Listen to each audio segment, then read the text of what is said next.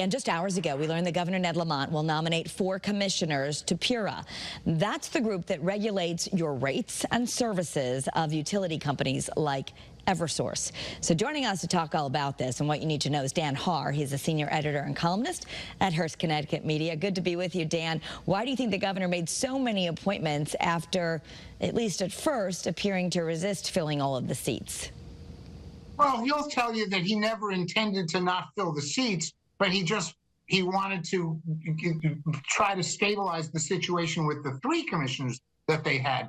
And so he, of course, tried to appoint 2 others during the session, and that backfired because one was the sitting senator who couldn't be appointed unless they reconstitute the agency. All that politics aside, this is a much bigger change than we thought because he appointed 4 of the 5 by not reappointing one of the 5. There you see the 4 names. The one on the bottom, Thomas Wheel, is the new chairman designee. Okay. So enlighten us. How are these individuals different or similar?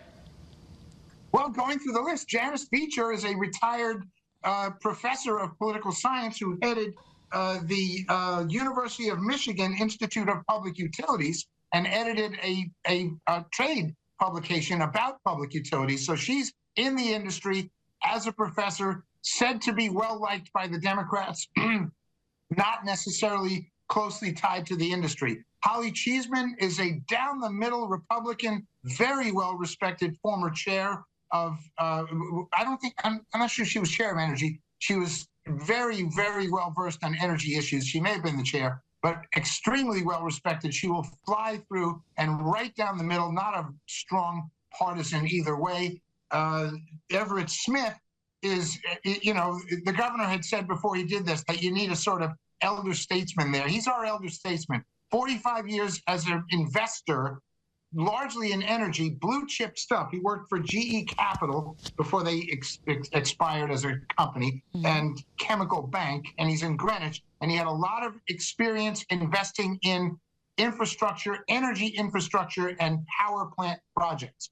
So there may be some questions, especially from some of the Democrats, about whether he has ties that he's going to, there were already questions, will he divest? And it's too soon to know. I have nothing, there's nothing bad about him. It's just that as a former investor in the industry, there will be questions about that.